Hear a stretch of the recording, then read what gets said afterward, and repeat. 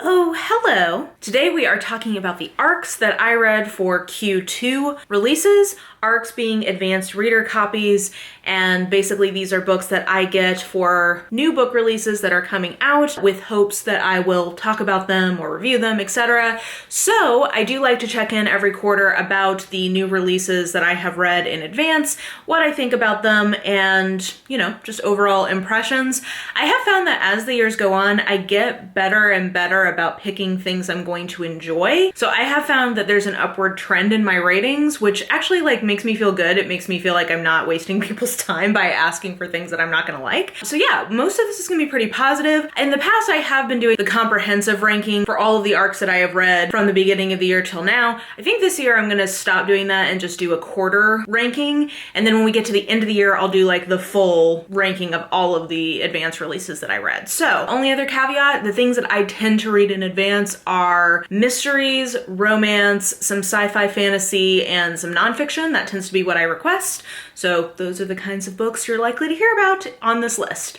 So with that being said, we will start at the bottom and work our way up. But like I said, I actually liked every single book we're going to talk about. It's just I enjoy torturing myself by force ranking. So my bottom pick, but one I said, I did still enjoy, was Meant to Be Immortal by Lynsay Sands. This is the book in the Argento Vampire series. I don't know, I feel like the 30th maybe. And this is, I would say, not an entry point into the series, but I think if you are somebody who enjoys the Argento Vampire series, you're gonna like this one. Basically, the setup is there's a guy who is in the Argento, I can't remember if he's an Argento himself, but he works for the Argento Corporation as a hematologist. He is a vampire, and really one of the only ways you can kill vampires is via fire, and somebody sets his house, explodes his house, and they don't know really why they would be targeting him. So they're trying to figure that out. The person who happens to be on the scene at the time is a police internal affairs investigator who is investigating the local police for something else. But she shows up to help pitch in because their officers are engaged elsewhere. And as soon as this guy sees her, he realizes she is his fated mate. So love ensues from there. It's definitely a romantic suspense plot, and I would give trigger warnings, if I'm remembering rightly, for police brutality and marital abuse kind of stuff, so just know that. Yeah, like I said, I think that this is a perfectly good entry in the series. I don't think it's one of the better ones, but I think if you've been enjoying the series, you're gonna like this. I liked that this had more of an emphasis on the relationship than I feel like the last few that I've read have. So yeah, this was fun. I just really love Lynsay Sands. This was a good time. The Prison Healer from Lynette Noni. This was a very intriguing book because it is the first, I'm not sure if it's a trilogy, if it's a duology, I'm not sure kind of what the overall plan for this series is, but it's the first entry, and the next entry, so this came out I believe in maybe April, the next entry is due to come out in October. So if you like this first book, you don't have to wait very long for the next one.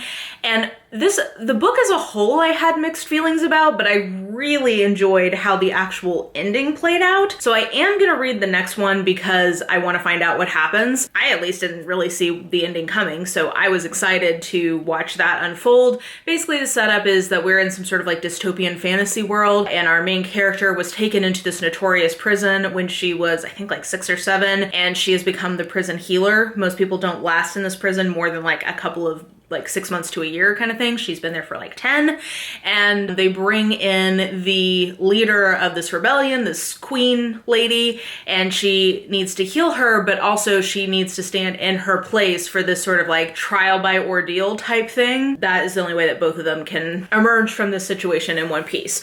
So I don't know that I loved the pacing of the book as a whole, but like I said, I really enjoyed the actual ending of this one a lot, and for that reason, to me, it felt a little bit a cut above most YA fantasy I read. So, pacing issues, but ultimately really enjoyed where the plot went. Next, we have The Duke Undone by Joanna Lull, and this is a historical romance, and the concept of this one is basically that this aspiring young artist, lady artist, finds this naked dude in an alley one night, and she, calls the police or whatever, or gets somebody to come help him, but his naked bod is seared into her memory. So she, as an artist, and so she paints it. And little did she know that the guy in the alley was this duke, and it comes out, people he finds out about this painting. He's like, how did you paint me naked? I don't know you. And love ensues from there. I thought the writing in this one was quite nice. I did feel like something about the pacing or kind of the different pieces of the book didn't come together as strongly as I was hoping. So like, I enjoyed the characters, I liked the conflict, and I liked the setting, but somehow like all of that didn't fully feel like it belonged together. I don't know. There was something a little bit incohesive about the story as a whole, but it had a lot of tropes that I enjoy. I like a kind of career woman in the Victorian period. The Duke is not like, he definitely has like angst, but it's not the kind of angst that can sometimes bother me in a historical. Like, it made sense to me, like his family drama stuff. Yeah, like I liked everything. I liked all of these pieces, but like I said, I just don't know that it fully came together for me. Then we have Dial A for Aunties by Jessie Q. Sutanto, and I think I put this on a unique book list, like a list of books that I thought were unique, because the elements of this one are just super interesting.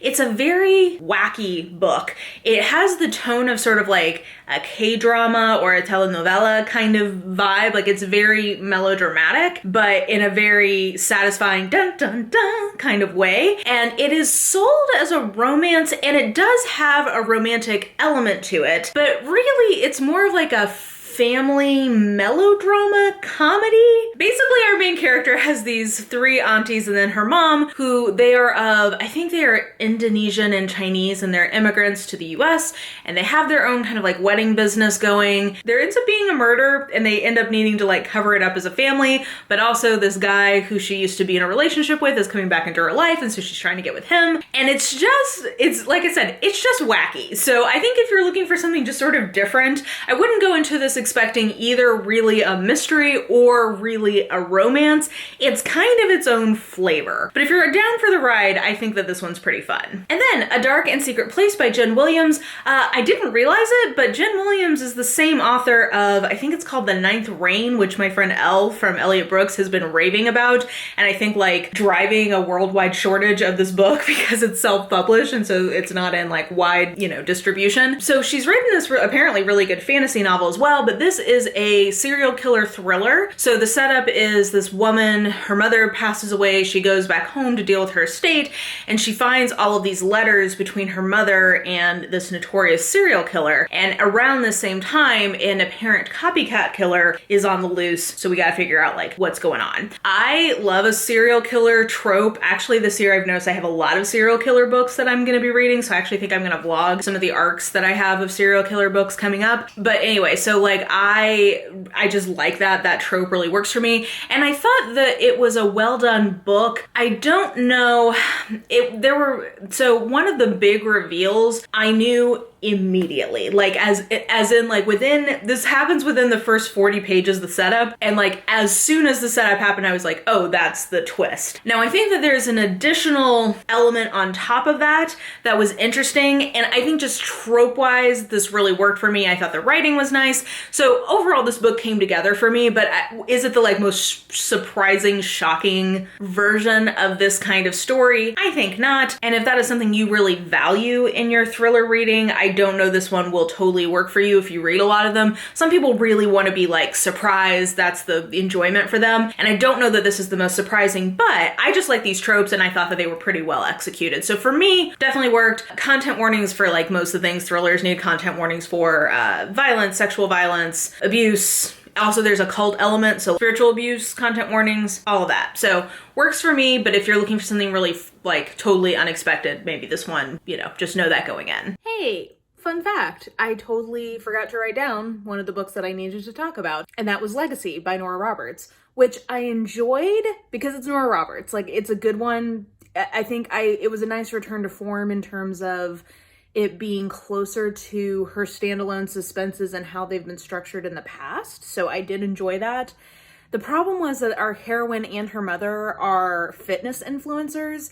And I just felt like some of the details about how being an influencer works were wrong, which is probably like a me thing just because I am a teeny tiny influencer. So like I know at least a little bit about that stuff. But second, the fact that she was a fitness influencer, there was just a lot of like policing of bodies, and I did not enjoy that, and it like would take me out of the story. But this was like a 4-star read that got bumped down to a 3.5 because of those elements. But I forgot to mention that one, so this is me mentioning it.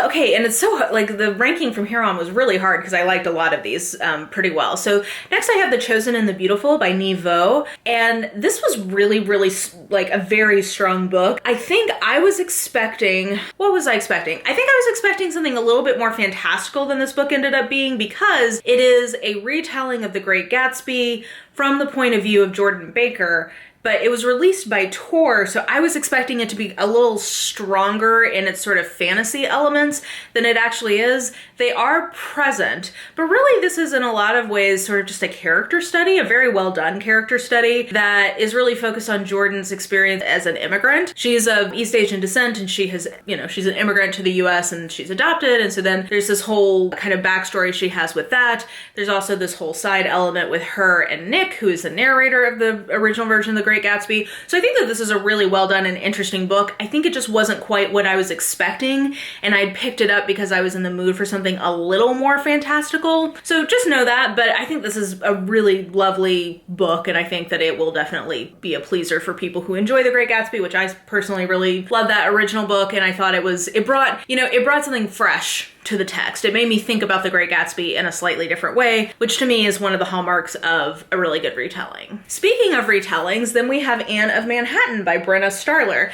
So when I had requested this, I first went to look at the reviews because they had reached out about sending this to me, and anytime I'm especially getting a physical copy where they have to like pay to mail it to me, I want to be fairly confident I'm going to enjoy it. So I kind of went and looked at some of the reviews, and I was like, oh, this is not getting great reviews. And I looked, and the complaint seemed to be that like this is a contemporary romance retelling of Anne of Green Gables with Anne and Gilbert, and like because it's a contemporary romance, they get it on, they have sex, and people seem to not like that. And I was like, guys, like what are we doing here? If I'm getting a contemporary romance, like I'm wanting the sexy scenes, and we got the sexy scenes, and I really enjoyed this. This really put a smile on my face. Really reminded me of my days reading like fan fiction, but like at a much more elevated level. Obviously, like I think the writing quality is much better than the typical story I would read from fanfiction.net, though not to knock fanfiction, because there are some very well written fan fictions out there, and I would say that this is one of them. I just think that if that's what you're looking for, like sexier version of Anne of Green Gables, like this delivers 100%.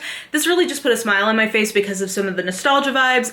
And also, I don't know, I was not like an Anne of Green Gable stan, so I don't know that I have just enough nostalgia to enjoy seeing these characters again, but not so much that like it bothers me seeing them changed in a way. I really enjoyed this. I thought that this was really fun. So if you're looking for a contemporary romance that is like a smutty version of Anne and Gilbert, you know, going to Pound Town, here you go. And then we have The Ivies by Alexa Dunn. Now, full disclosure, I do consider Alexa to be a friend here on the Bookish Internet, so take my thoughts with a grain of salt here, but I just had so much fun with this. It's a YA mystery thriller. Basically, the way I would pitch this is if you liked Gilmore Girls when Paris and Rory were at Chilton, but you would like to see them solving a murder mystery around like Louise getting killed. They're all competing to get into the Ivy Leagues, and like there's all of that drama happening, and then there's all these other like side intrigues. Like that's the vibe of this. This is set at an elite boarding school type thing, and this it group of friends, maybe like Regina George, whatever, they're all trying to get into different Ivy League schools, and each of them has been like assigned by the queen bee which Ivy League school they can apply to, so that none of them are competing with each other. Murder and mysteriousness ensue from there. So I just thought that this was super fun. This really hit the spot for me in terms of what I was in the mood to read at the moment. And I think I had a little difficulty getting into the tone of it at first. Like it took me probably 40 to 50 pages to sort of vibe with it. But once I got into it, I really enjoyed it, and actually really liked the ending, which tends to be pretty rare for me on a mystery thriller. I thought that there were some extra extended scenes around the ending that I thought were particularly effective. So for me, I just really enjoyed this. This was super fun, and yeah. This one definitely really worked for me. Like I said, if you like Gilmore Girls, Paris and Rory, solving murder mystery, that's kind of how I think about this. Then I have The Intimacy Experiment by Rosie Danan. This is a contemporary romance. It's basically an exploration of both the taboos around sex workers / sexuality in our culture, but also like how that intersects with religion. Because the setup is our heroine is a former sex worker who has this sex toy sex education empire, and she is trying to get more, like she's been, you know, she's like gotten degrees or whatever, and she's trying to get opportunities to speak or lecture more often on this topic, but because of her background, people don't take her seriously. This rabbi she encounters at this conference approaches her about speaking at his synagogue about sort of like modern intimacy, not just sex, but just like intimacy and relationships in general. She is a little skeptical at first, but she really is looking for like a chance to sort of stretch her wings and practice giving these kinds of talks. So she agrees to do it. This rabbi happens to be super hot and single. Love blossoms from there. This, I loved how contemporary and just like of today the approach to sexuality was in this book and relationships. Like it's a book that couldn't have been written 10 years ago, if that makes sense. Like it feels very contemporary in its kind of sensibilities, which I really enjoy in a romance. I also really liked a lot of the things it had to say. The only thing that held this back from being something that I loved even more is that I do feel like the dialogue was a little kind of clunky and sort of monologue-y in places, which sometimes would sort of take me out of the story, but I feel like there's a real like kind of sweetness to this. And I also appreciate a contemporary romance tackling religion so integrally in its plot. And I thought all of that was really like respectfully and interestingly handled. So this was a little different than something I've read in a long time, and I just thought it really, really worked. I'm looking forward to reading more from this author for sure. Then I have Her Last Holiday by C.L. Taylor, and I should just say that this just has so many of the tropes that I love that it makes sense that this one really ended up working for me. Because basically, now, okay, it does have a dual timeline, which if you guys watch this channel, you know, I just don't love. I think that it's hard for me to be sold on it, that it really makes the story better. In this case, I'm cool with it because I think if the story had been told linearly, it still would have been a very interesting and suspenseful book, which is always sort of my litmus test. I'm like, is the dual timeline concealing underlying issues with the plot? And in this case, I do not think that's the case. So we have a past timeline on this first wellness retreat where this woman we know in the present timeline ends up going missing. So that's sort of the suspense of, you know, what happened on that retreat. Did she actually commit suicide? Like basically people think she committed suicide, but she really just kind of went missing. And so they're trying to find out kind of what happened, because in the present timeline, her sister is going back to the same wellness retreat after the guy who ran it gets out of prison. He's doing a new one, and she wants to go and sort of like try to find out from him what happened. So we have like three main point of views. We have the sister who went missing / committed suicide, the sister in the present, and then also the wellness retreat runner's wife. And I just thought that this was really well executed because they're in this wellness retreat. It is sort of an isolated closed circle mystery, which is just like my jam. But a lot of this is just sort of, I don't know, like psychological suspense kind of thing. And I thought that all of the characters were really interesting. I did, in theory, like the ending, but then the way the ending, I liked the content of the ending. The execution of the ending felt a little clunky to me, which kept me from just like really loving it. But overall, just like trope-wise, this worked really well for me. And I just really like C.L. Taylor. I've not read something from her that I haven't enjoyed so far. So I actually have 2 books from her on my TBR. They're here and here. I need to get to those because I tend to really enjoy her work. Then we have another mystery, Dead Dead Girls by Nekesa Athia. And this was kind of a surprise to me because I was expecting this to be like a really light, kind of cozy historical mystery set in Harlem in the 20s. But actually, despite the sort of drawn cover, I would say that the tone of this is pretty dark. There's a serial killer on the loose in Harlem, and really our main character has been sort of coerced by the police into helping them solve it. And I just think that the way that this dealt with the mystery itself and like the serial killer bit was really, really good. I liked our main character and kind of what her backstory ended up being and kind of the journey she goes on. And overall, I really like this.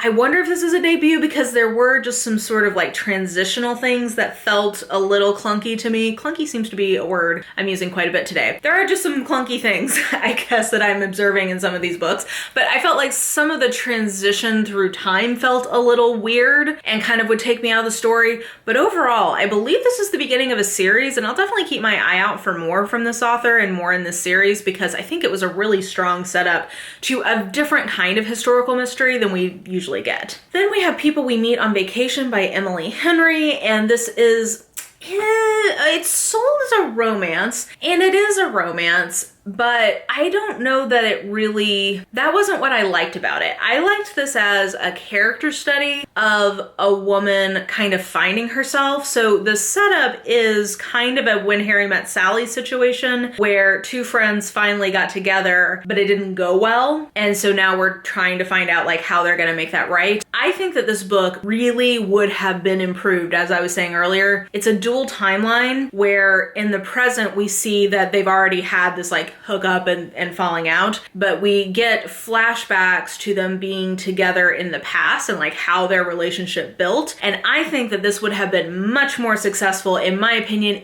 as a romance of what When Harry Met Sally does, which is you see the characters meeting and you see how their relation, like you check in with them at these key moments as their relationship progresses and it moves in a linear fashion. I think that the romance in this would have worked for me much better had that been the approach.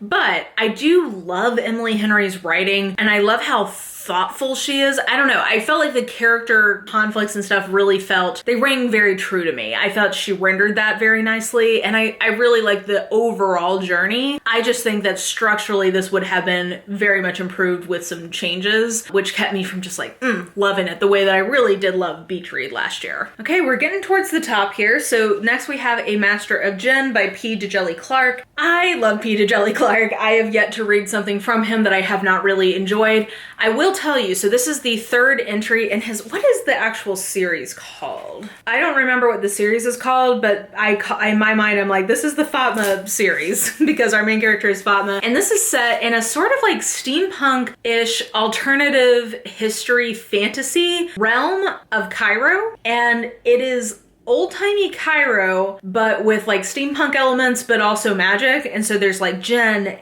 hence Jinn and Ifrit and angels and all, like there's all manner of fantastical creatures or entities encountered in this world. So it is an old-timey police procedural. Like these really are police procedurals, but with that as the setting. And Fatma is our queer female detective who is the main character of the first novella and of this book. And she is fantastic. I absolutely love her. She's such a dandy. I love her as a character. I love the world of this.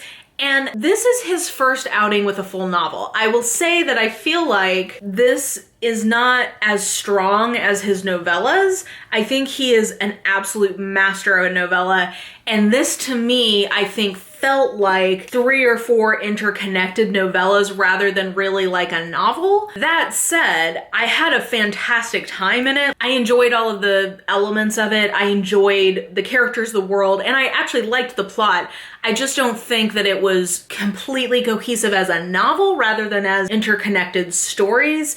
So I can tell that this is his first novel, but I continue to just love this series. I will absolutely keep reading this series. Sobek Ahmed, whatever, I forget exactly what his name was, but loved him. He was a great side character. There's a really interesting and compelling queer love story between Fatma and this woman who serves in like the traditional Egyptian gods temple.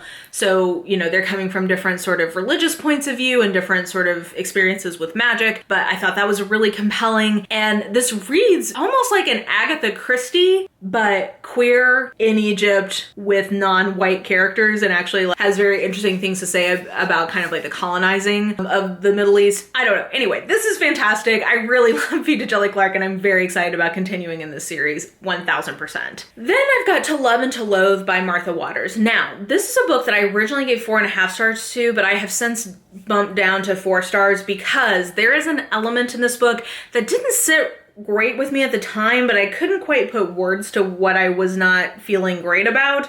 But as I saw more reviews coming in, and particularly some Own Voices reviews, it was named for me what my problem was, and I was like, yeah, now that I look at it through that lens, like definitely I don't think this is a 4.5 star read.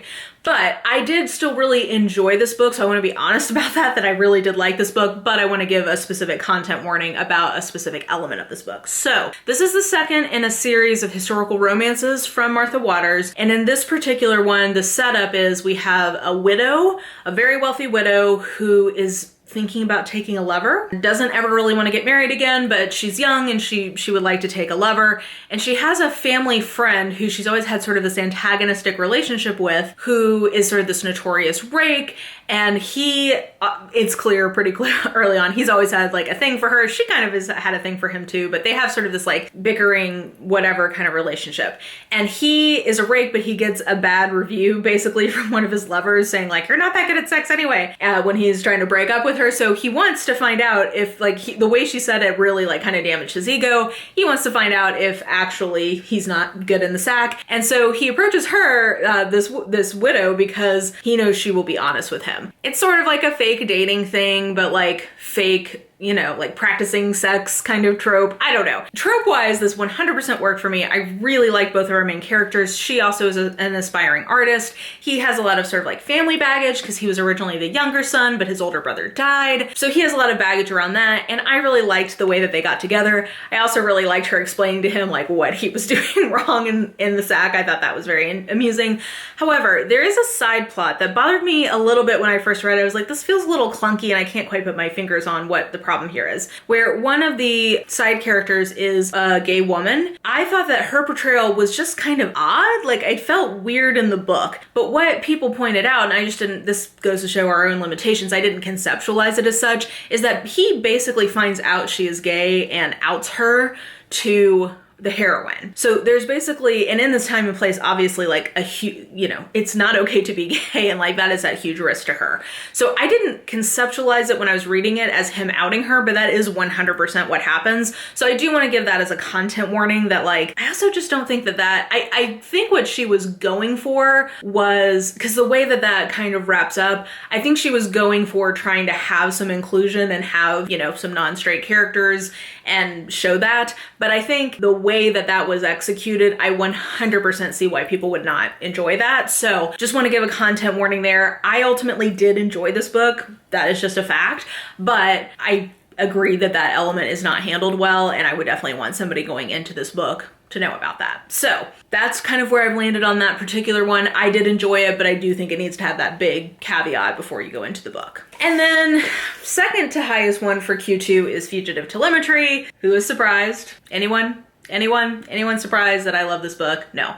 This book is so great, and I love Murderbot, and this is probably my third favorite in the series so far, because we have my beloved Murderbot solving an actual like whodunit, like a murder mystery. Like, they are on the case with the local constabulary, and they're trying to figure out who done it and solve like this sort of overall, you know, macro plot thing of, you know, machinations happening. And this is Murderbot at some of their snarkiest. So if you want to just hang out with Murderbot being super snarky and solving a murder mystery, here you go. That was all, I mean, that's all I need to enjoy a book. And so this really, really worked for me. It's a novella, and yeah, it flew by. Loved it. And then I'm gonna say that my top pick for Q2 at 4.5 stars, my only 4.5 star for Q2, is The Soulmate Equation from Christina Lauren. This is Christina Lauren doing what I like from them, which is much more kind of rom-com-y, but with an actual romance. Like, this is not one of their more women fiction-y kind of versions of a rom-com, which just don't always work as well for me. It's also not one of the angstier kind of books that they do. So this just like really hit the spot for me. I would say this is probably my second favorite from Christina Lauren after The Unhoneymooners. I would say this is probably my second highest one from them that I've read. Basically, the setup for this is that there is a dating service that is coming online that uses your DNA to match you with somebody who would be a good fit for you based on your DNA. So Match.com, but with DNA. And I've actually heard that there is a John Marr, I think, book that has a similar premise, but it's much more of a like sci-fi dystopia kind of thing, whereas this is definitely like, it reads like a contemporary romance with a speculative element. This is the whole thing, and the whole conflict in this one is that the two people who get matched are founder of the company and this woman that he casually has bumped into before, and they like kind of didn't have good interactions, so she doesn't really like him, but they have the highest match that they have ever found. So when that happens, kids, they, like, the company kind of wants to make it a big publicity thing, so they offer to pay her to date him, not in a like, you need to sleep with him kind of thing, but more in a like, hey, this is good publicity for us, like, you guys try dating. And she really needs the money, so she gets into it.